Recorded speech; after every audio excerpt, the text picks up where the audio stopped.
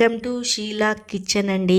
ఈరోజు ఈ కొబ్బరి పాయసం రెసిపీ మీతోటి షేర్ అయితే చేసుకుంటున్నాను. చాలా టేస్టీగా చాలా బాగుంటుందండి. దీని ప్రాసెస్ నేను ఎలా చేశానో చూపిస్తానండి. ఇది చల్లగా అయ్యాక ఫ్రిడ్జ్లో పెట్టుకొని తింటే చాలా టేస్టీగా ఉంటుంది. చూడండి, ఒక కొబ్బరి అయితే తీసుకొని పలగొట్టుకొని అయితే పక్కకు అయితే పెట్టుకోవాలండి. ఇలా ముక్కలు కోసుకొని తర్వాత దాన్ని తురుము పట్టుకోవాలండి. ఇది మన దొడ్డుగా ఉంటుంది కదా, దాని సైడ్ అయితే తురుము పట్టుకొని ఇలా తురుము చేసుకోవాలా. చేసుకున్నాక ఈ తురుము అయితే పక్కకు పెట్టుకోవాలండి. చూడండి ఎంత మంచిగా చాప్ అయితే అయిపోయింది తురుము. తర్వాత ఒక కప్పులో జీడిపప్పు అయితే తీసుకున్నాను ముక్కలు. దీన్ని మిక్సీ పట్టుకోవాలండి. కొద్దిగా నీళ్ళు పోసి గ్రైండ్ చేసుకోవాలా. చూడండి ఇలా. తర్వాత ఒక గిన్నె పెట్టుకొని 1/2 లీటర్ అయితే పాలైతే తీసుకున్నాను. ఆ పాలని మంచిగా కాగపెట్టుకోవాలండి. దగ్గరికి పడే వరకు కొద్దిగా చిక్కదనం అయితే రావాలా. చూడండి కాగిపోతున్నాయి. ఇలా చిక్కగా అయితే రావాలండి. జరసేపు కాగనీయాల. ఫుల్ మిల్క్ అయితే తీసుకోవాలండి. చూడండి ఇలా ఒక 5 నిమిషాలు మంచిగా కాగపెట్టుకోవాలా. తర్వాత ఈ కొబ్బరి తురుము అనేది దీంట్లో వేసుకోవాలండి. చాలా టేస్టీగా అయితే అవుతుంది ఈ కొబ్బరి పాయసం. చూడండి దీన్ని బాగా మసల పెట్టుకోవాలా. నీళ్ళు గిట్లా ఏం పోయొద్దండి, పాలల్లోనే మసల పెట్టాలా.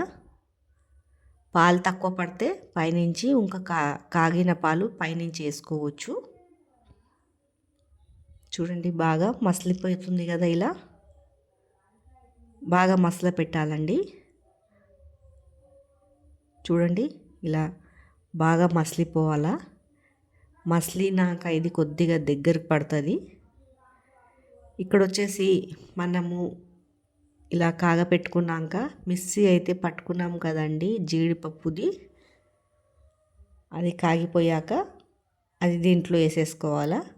చిక్కదనం అయితే చాలా వస్తుంది, టేస్ట్ కూడా చాలా బాగుంటుందండి ఇలా మిక్సీ పట్టుకొని జీడిపప్పు వేసుకుంటే. తర్వాత బాగా ఉడకనియాలండి ఇది. చూడండి ఇలా కొబ్బరిని బాగా ఉడకనియాల రెండు కలిపి.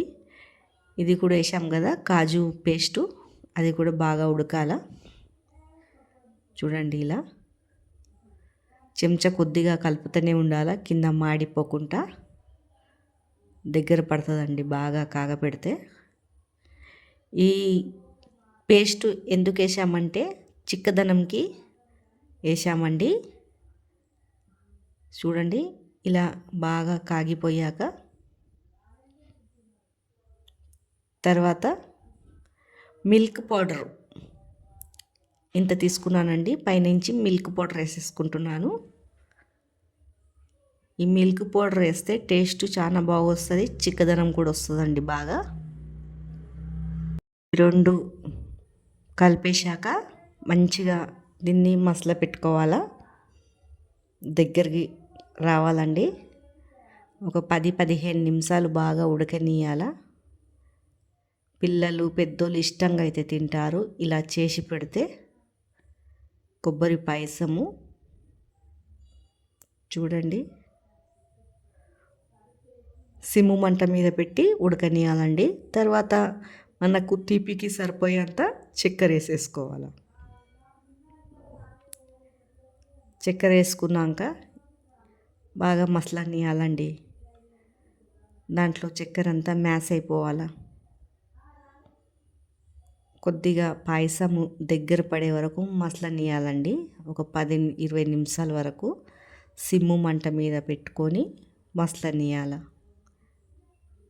తర్వాత పైనుంచి ఇలాచీలు వేసుకోవాలండి. నేను ఇక్కడ బాదాం అయితే వేస్తున్నాను. పైనుంచి వేసేసాక చాలా టేస్టీ అయిన కొబ్బరి పాయసం అయితే రెడీ అయిపోయింది. చూడండి చల్లగా అయిపోయాక మనము సర్వ్ చేసుకొని తినాలండి. టేస్ట్ మాత్రం చాలా బాగుంటుంది. మీరు ఒకసారి ట్రై చేసి కామెంట్ అయితే చేయండి ఎలా వచ్చిందో.